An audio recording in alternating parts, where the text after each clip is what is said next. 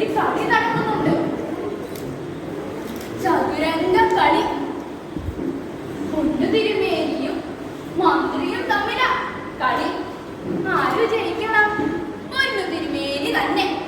അതാണല്ലോ ഈ ജനങ്ങൾക്കും ഈ രാജ്യത്തിനും നല്ലത്.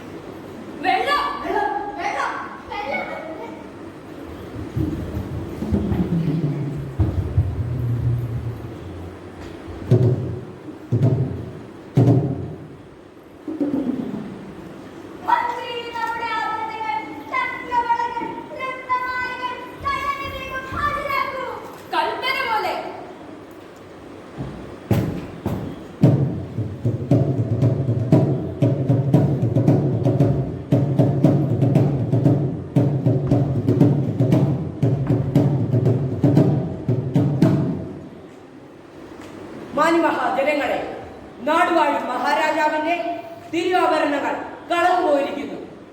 കള്ളനെ തൊണ്ടിയോടെയോ അല്ലാതെയോ ജീവനോടെയോ അല്ലാതെയോ കല്ലുകെട്ടി മഹാരാജാവ് തീരുമാനിച്ചുകൊണ്ട് പ്രത്യേകം സമ്മാനങ്ങൾ ഏർപ്പാടാക്കി.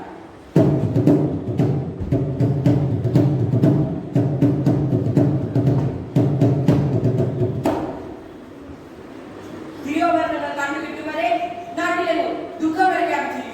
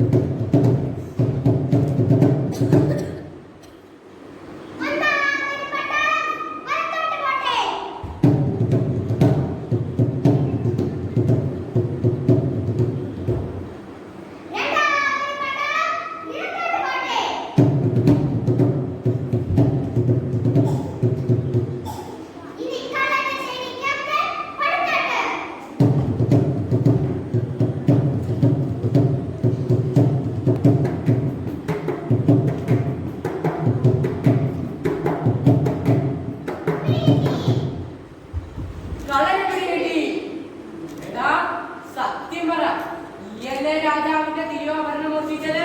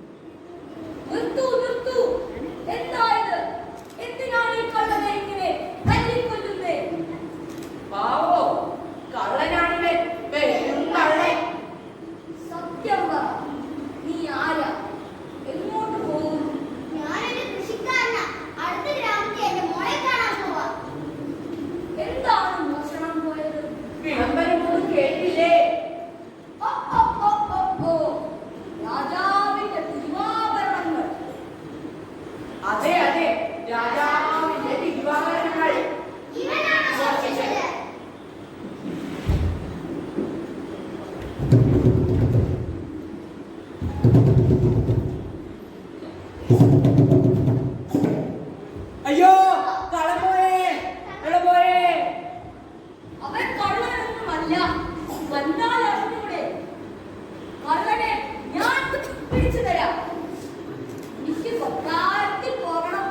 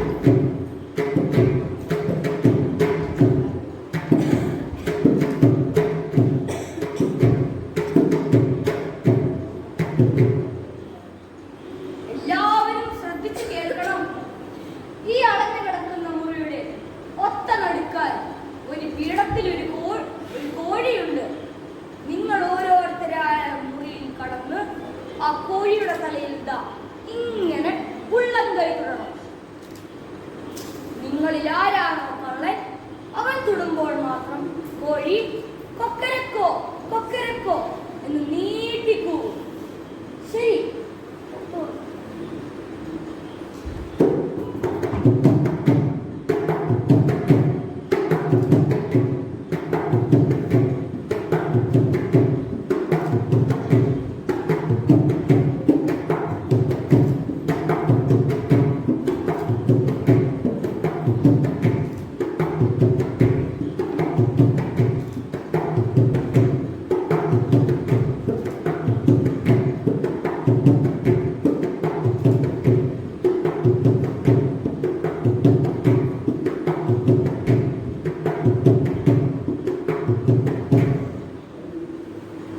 മന്ത്രിയും പോകണം.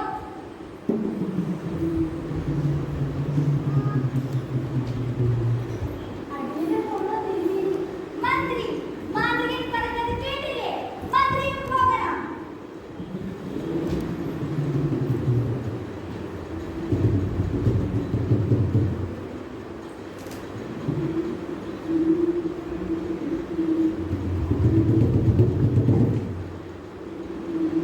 മന്ത്രി, ഈ ഉള്ളവൻ അങ്ങേ കണ്ടിച്ചിരിക്കുന്നു. ഈ ഉള്ളവനും മുറിയിൽ കയറി കോഴിയെ തൊടുകയും ചെയ്തു. കോഴി കൂവിയോ? ഇല്ല. അതാ ഈ ഉള്ളവൻ പറഞ്ഞത്. ഈ മാന്ത്രികൻ അങ്ങേ വഞ്ചിച്ചിരിക്കുന്നു. അതുകൊണ്ട് ഈ മാന്ത്രികൻ തക്കതായ ശിക്ഷ കൊടുക്കണം. മാന്ത്രിക, നീ നമ്മെ വഞ്ചിച്ചിരിക്കുന്നു.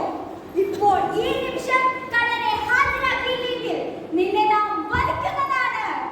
ക്ഷമിച്ചാലും പ്രഭു, കള്ളനെ ഈ നിമിഷം തന്നെ ഹാജരാക്കാം.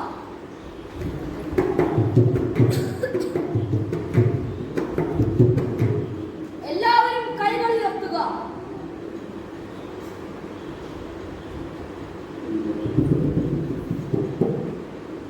ഹ, ഹ, ഹ, ഹ, ഹ. തിരുവുള്ളം സന്തോഷിച്ചാലും ഇതാ കള്ളൻ, അങ്ങയുടെ വിശ്വസ്തനായ മന്ത്രി തന്നെ. മാന്ത്രിക, ഇത് രാജസദസ്സാണ്. നിർത്തൂ നിന്റെ കളിവാക്കുകൾ. മഹാരാജൻ, കോഴിയുടെ തലയിൽ മാന്ത്രികൻ കറുത്ത മഷി പുരട്ടിയിരുന്നു. നോക്കൂ മഹാരാജൻ, ഇവരുടെ ഒക്കെ കൈകളിൽ ആ കറുത്ത മഷിയുണ്ട്. മന്ത്രിയുടെ കൈവെള്ളയിൽ മാത്രം കറുത്ത മഷിയില്ല. മന്ത്രി മുറിയിൽ കയറിയെങ്കിലും കോഴി കൂവുമല്ലോ എന്ന് പേടിച്ച് തൊട്ടില്ല. ഇതാ അങ്ങയുടെ തിരുവാഭരണം മോഷ്ടിച്ച കള്ളൻ. ആരവിടെ?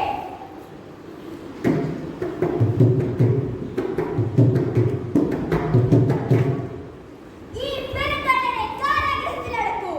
നാളെ പുലർച്ചയ്ക്ക് മുമ്പ് ഇവന്റെ ശിരസ്സറുക്കണം. മാന്ത്രിക, നിന്നിൽ നാം പ്രസാദിച്ചിരിക്കുന്നു.